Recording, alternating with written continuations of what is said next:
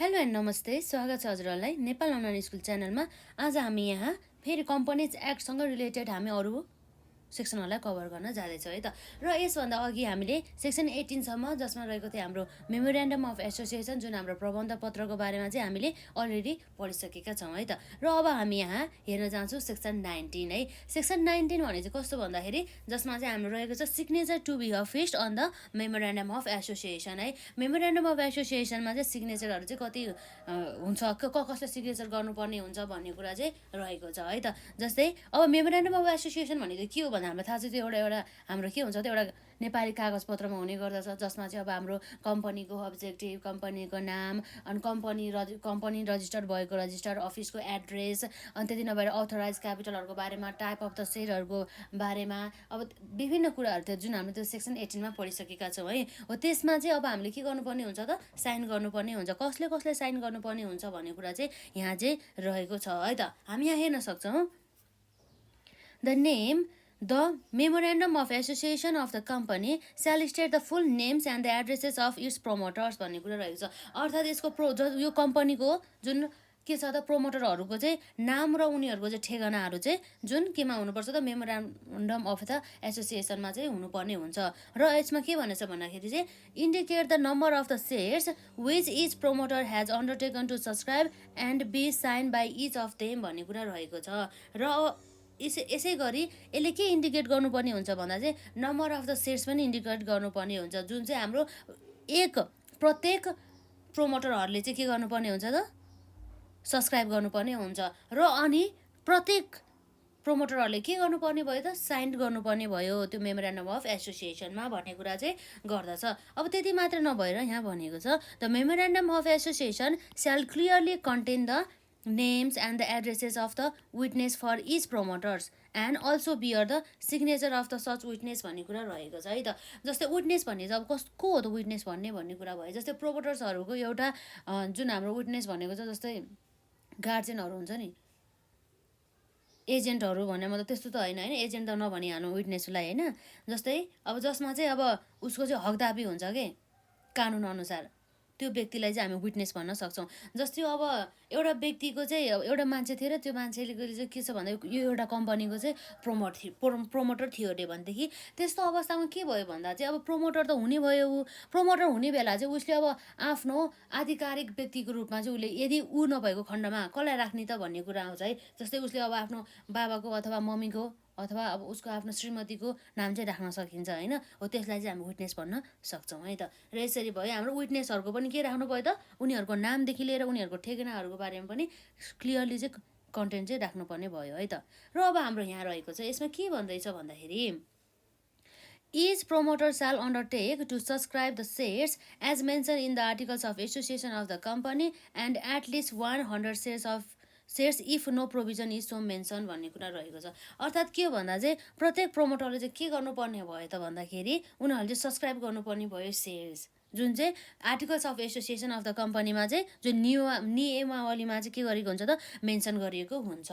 र उनीहरूले चाहिँ यदि यसरी आर्टिकल्स अफ द एसोसिएसनमा यदि मेन्सन नगरिएको खण्डमा अब के गर्नुपर्ने भयो भन्दा चाहिँ कम्तीमा पनि उनीहरूले चाहिँ 100 नम्बर अफ सेयर बराबरको चाहिँ उनीहरूले के गर्नुपर्ने भयो त, सब्सक्राइब गर्नुपर्ने भयो सेयर भन्ने कुरा चाहिँ यहाँ रहेको छ। यसरी अब हाम्रो सबसेक्सन 3 पछि अब हाम्रो के छ, सबसेक्सन 4, जसमा चाहिँ के भनेछ भन्दाखेरि No later than 1 year after the incorporation of the company, an application may be made pursuant to the decisions of the board of director of the company to the office for the rectification of any minor mistake or pertaining or typing error appearing in the memorandum of association and the articles of association submitted along with an application made under section 4, जुन चाहिँ हाम्रो case लहरूसँग चाहिँ related रहेको छ। यो चाहिँ केसहरूसँग related छ, जसमा चाहिँ के भन्छ भन्दाखेरि चाहिँ यसरी कम्पनी स्थापना भएको 1 वर्षभित्रमा है, 1 वर्षपछि भन्दा पनि 1 वर्षभित्र चाहिँ उसले के गर्नुपर्ने हुन्छ भन्दाखेरि चाहिँ एप्लिकेसन मेड गर्नुपर्ने हुन्छ है, निवेदनहरू दिनुपर्ने हुन्छ। किन चाहिँ उसले चाहिँ एप्लिकेसन मेड गर्ने भन्दाखेरि चाहिँ अब कस्तो भयो भन्दाखेरि उनीहरूले के गर्यो भन्दाखेरि जुन मेमोरेन्डम अफ एसोसिएसन बनाएको थियो त्यसमा त अब सर्टेन रेक्टिफिकेसन इररहरू भएछ है, इररहरू भएछ भने त्यसलाई रेक्टिफिकेसन गर्नुपर्ने हुन्छ है। त्यो माइनर मिस्टेकहरूलाई उनीहरूले के गर्नुपर्ने हुन्छ त, सचाउनु पर्ने हुन्छ र प्रिन्टिङ मिस्टेकहरूलाई साथै टाइपिङ इरोरहरूलाई जुन मेमोरेन्डम अफ एसोसिएसनमा अथवा आर्टिकल्स अफ एसोसिएसनमा देखिएको हुन्छ हो त्यसलाई चाहिँ उनीहरूले चाहिँ 1 वर्षभित्र कम्पनी इन्कर्पोरेटेड भएको चाहिँ 1 वर्षभित्र चाहिँ सबमिटेड गर्नुपर्ने हुन्छ। सबमिटेड भन्दा पनि रेक्टिफाइड गर्नुपर्ने हुन्छ, जसलाई सच्याउनु पर्ने हुन्छ, करेक्ट गर्नुपर्ने हुन्छ भन्ने कुरा चाहिँ रहेको छ।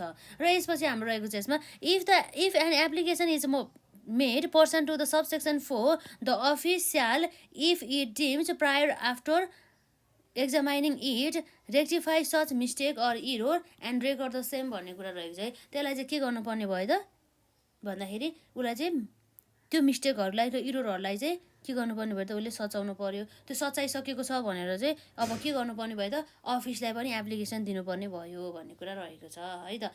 प्रोभाइडेड हाउएभर द्याट यो प्रोभिजन रहेको त्यसमा है।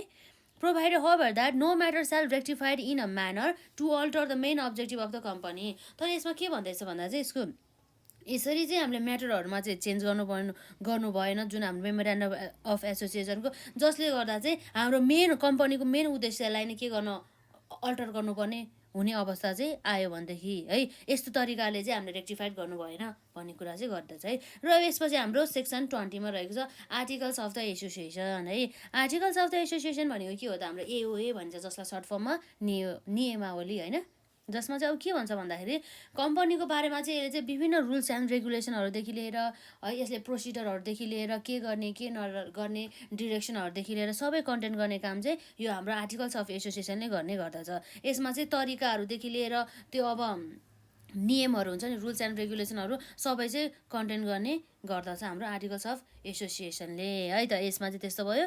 र यसपछि अब हाम्रो के छ त यसमा भन्दाखेरि है यसपछि हाम्रो के छ त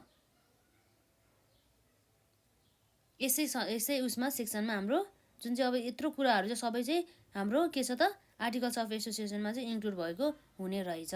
जसमा चाहिँ के छ भन्दा चाहिँ आर्टिकल्स अफ द एसोसिएसनमा हुने भनेको के हो त भन्दाखेरि अब हामी यहाँ हेर्न सक्छौँ, जसमा चाहिँ a company shall frame the articles of the association in order to attain the objectives set forth in the memorandum of association। अर्थात् के भन्दा चाहिँ जुन हाम्रो मेमोरेन्डम अफ एसोसिएसनमा चाहिँ कन्टेन्ट भएको अब्जेक्टिभहरू उद्देश्यहरू प्राप्त गर्नको लागि चाहिँ है त्यो उद्देश्यहरू प्राप्त गर्नको लागि चाहिँ के गर्नुपर्ने भयो त भन्दाखेरि आर्टिकल्स अफ एसोसिएसनले के गर्नुपर्ने भयो त company shall frame the articles of association चाहिँ बनाउनु पर्ने भयो, जसमा चाहिँ रुल्स एन्ड रेगुलेसन के गर्ने के नगर्ने कसरी गर्ने भन्ने कुराहरू चाहिँ इन्क्लुड भएको हुन्छ है to attain the objective set forth in its memorandum of association. अनि के भन्दैछ भन्दाखेरि carry out its activities in a well managed manner भन्ने कुरा रहेको छ।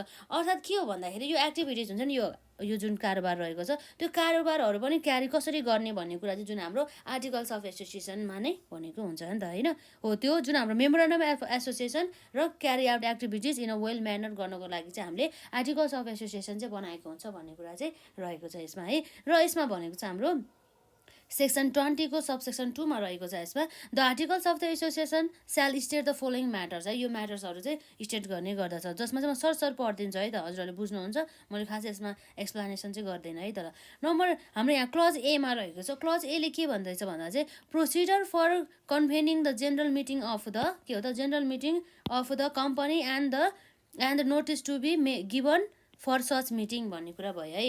र क्लज बीमा रहेको छ proceeding of the general meeting. र क्लज सीमा रहेको छ number of the directors provision of the alternate directors if any and tenure of the directors भन्ने कुरा भयो है। र क्लज डीमा रहेको छ provision relating to the minutes of the distance of the general meeting and the board of the director and the duplicate copies and the inspection thereof भन्ने कुरा भयो है त यसमा। र अब हामीले हेर्न सक्छौँ क्लज ईमा if the person has to subscribe the shares to become के हो त director of a company minimum number of the shares कति चाहिन्छ भन्ने कुरा भयो है त सब्सक्राइब गर्नुपर्ने कुरा है।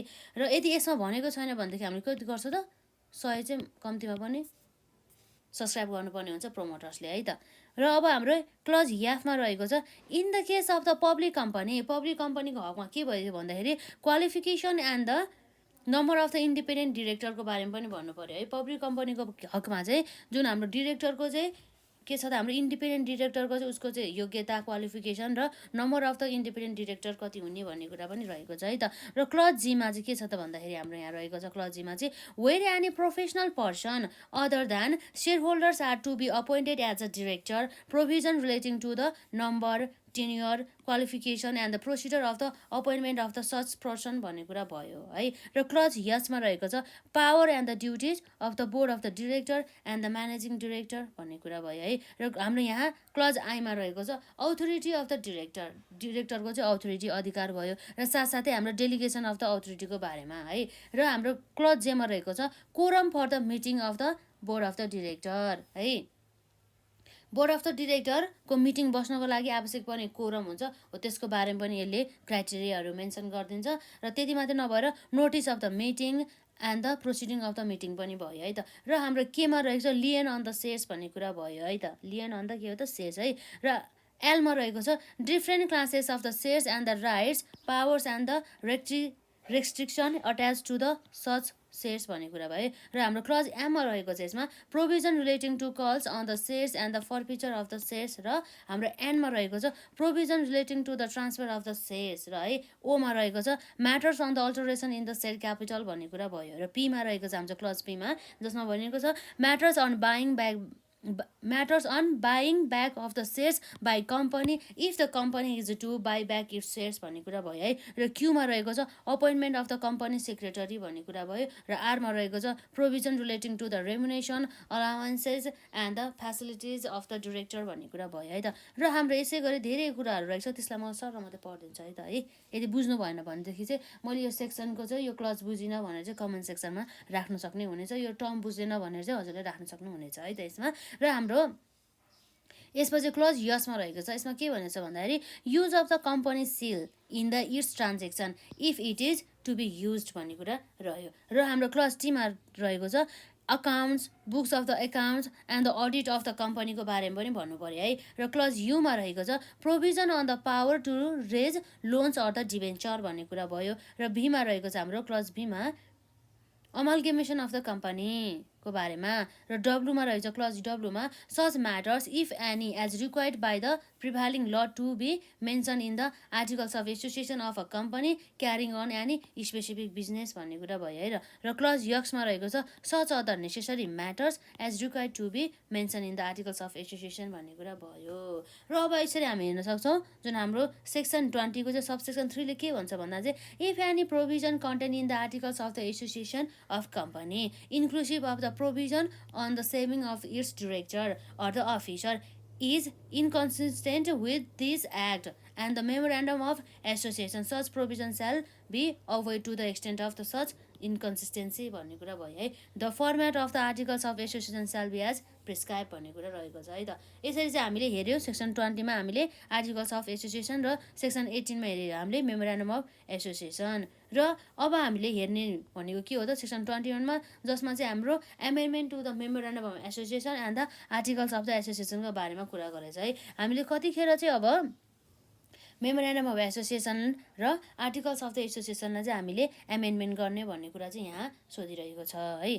जसमा चाहिँ के भनेको छ भन्दाखेरि the general meeting of the company may subject to section 6 amend the memorandum of association or the articles of the association. उनीहरूले के गर्नु पऱ्यो एमेन्ड गर्नु पऱ्यो केलाई भन्दा मेमोरेन्डम अफ एसोसिएसन र आर्टिकल्स अफ द एसोसिएसन के अनुसार भन्दा त हाम्रो जेनरल मिटिङ कम्पनीको चाहिँ जेनरल मिटिङ अनुसार चाहिँ उसले चाहिँ के गर्नुपर्ने भयो त यसलाई एमेन्डमेन्ट गर्नुपर्ने भयो है।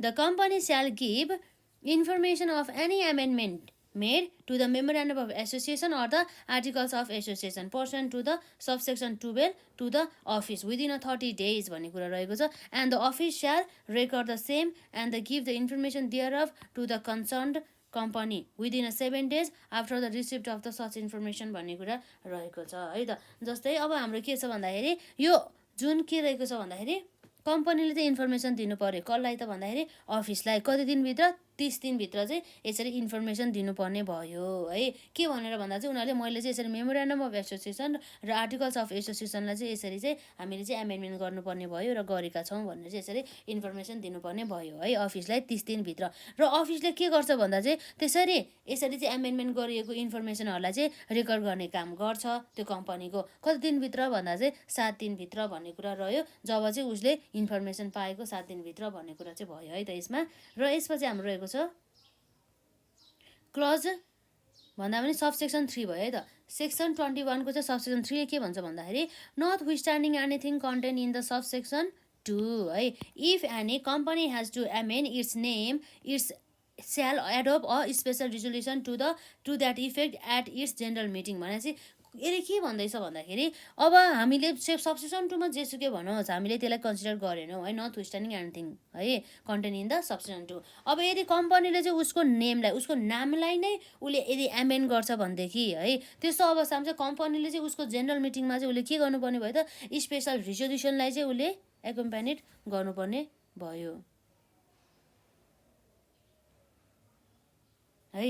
स्पेसल रिजोल्युसन चाहिँ उनीहरूले के गर्नुपर्ने भयो त एडप्ट गर्नुपर्ने भयो। र उसले त्यति मात्रै नगरेर चाहिँ उसले के गर्नुपर्ने भयो त मेक एप्लिकेसन मेड गर्नु पर्यो र accompanied by the fees as prescribe है। फिजले पनि उनीहरूले के गर्नुपर्ने भयो त त्यसलाई पनि फिज पनि तिर्नुपर्ने भयो नि त है त। For the prior approval of the office होइन, अप्रुभल अफिसको चाहिँ प्रायर अप्रुभलको लागि। And if the office gives approval to amend the name as per the application so receive the name of the company shall be amend भन्ने कुरा रहेछ। यदि चाहिँ कम्पनीको नाम चाहिँ के गर्छ त भन्दाखेरि यदि चाहिँ उसले चाहिँ के गर्नुपर्ने भयो त यदि अफिसले चाहिँ यसरी ल हामीले चाहिँ अब नाम अल्टर गर्ने भनेर चाहिँ यसरी एप्लिकेसन दिएको खण्डमा चाहिँ हो त्यसरी चाहिँ अब उसले चाहिँ अब के गर्छ भन्दा चाहिँ ल हुन्छ भनेर अप्रुभल दिन्छ भनेदेखि त्यस्तो अवस्थामा चाहिँ उसले के गर्नुपर्ने भयो भन्दाखेरि त्यो अप्रुभल अनुसार नै उसले नेमलाई चाहिँ के गर्नुपर्ने भयो त एमेन्ड गर्नुपर्ने भयो भन्ने कुरा चाहिँ यहाँ गर्छ।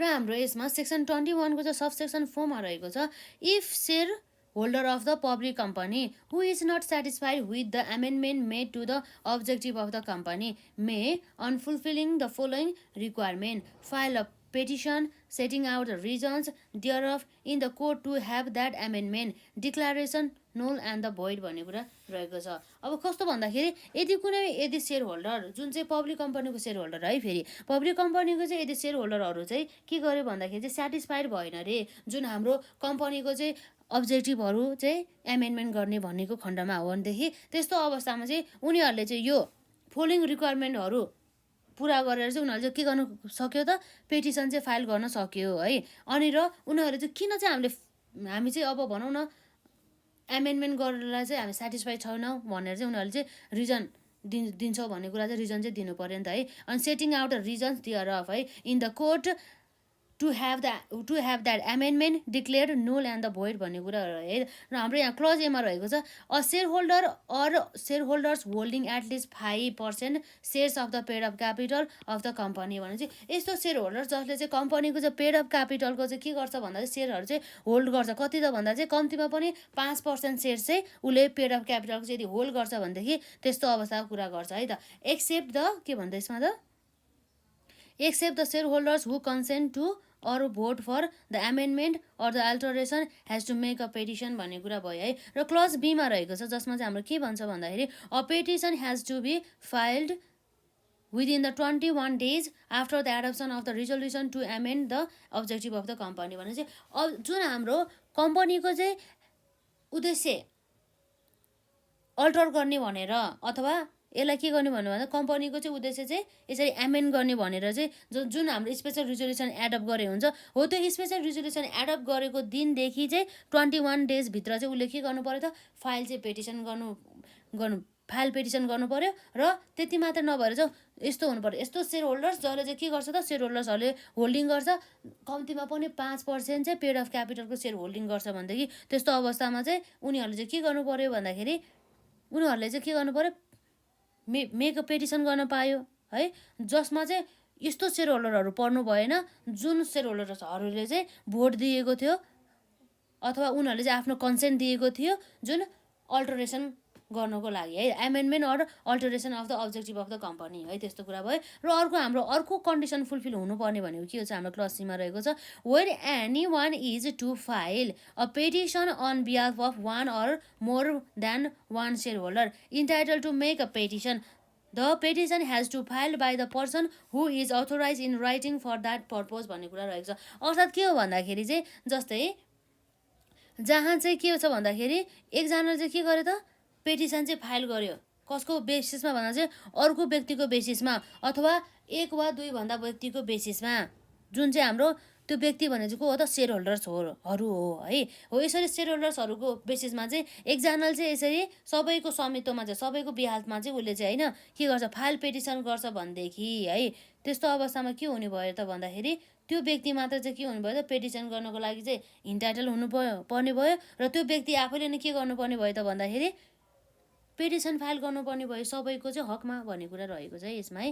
र यसपछि हाम्रो भनेको चाहिँ यसमा हाम्रो सबसेक्सन 5 मा unless and until the court is satisfied that the information about the content, date, time and the venue of the petition made under the subsection 4 has also been given to the company, the petition shall not be heard भन्ने कुरा रहेछ। अर्थात् के भन्दाखेरि चाहिँ जब पनि अब कुनै पनि अब जुन पेटिसन फाइल गर्ने सेयर होल्डरहरू हुन्छ उनीहरूले चाहिँ यदि उनीहरूले चाहिँ जुन पेटिसन फाइल गरेको कुरा, जुन टाइम, कन्टेन्ट के भनेर हामीले पेटिसन फाइल गरेको छौँ, कुन डेटमा र कुन टाइममा, र त्यो भेन्यू अफ द पेटिसनको बारेमा के पनि भनेको छैन भनेदेखि, यदि कम्पनीलाई सुनाएको छैन भनेदेखि अथवा कम्पनीलाई चाहिँ यसको बारेमा कुनै पनि इन्फर्मेसन अथवा जानकारी दिएको छैन भनेदेखि त्यस्तो अवस्थामा चाहिँ कोर्टले चाहिँ यो कुरा चाहिँ सुनवाई लिँदैन। यो यसको बारेमा चाहिँ सबै कुरा चाहिँ कम्पनीलाई चाहिँ थाहा हुनुपर्छ भन्ने कुरा चाहिँ रहेको छ है त। र यहाँ भनेको छ provided however that if it appears from the documents submitted to the court that the concern company has refuse to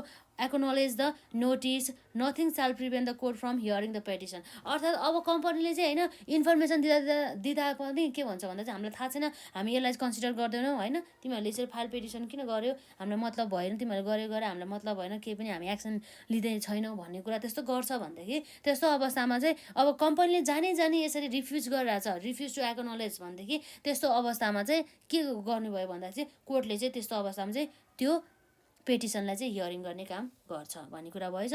र हाम्रो यहाँ रहेको छ सबसेक्सन 6 है त, where a petition is filed in the court person to the subsection 4 the amendment made to the objective of the company shall not be effective pending the final decisions or the order by the court in that matters भन्ने कुरा रहेको छ है त। On a petition as referred to in the subsection 4, the court may issue an appropriate order specifying the following terms and the condition भन्ने कुरा रहेको छ।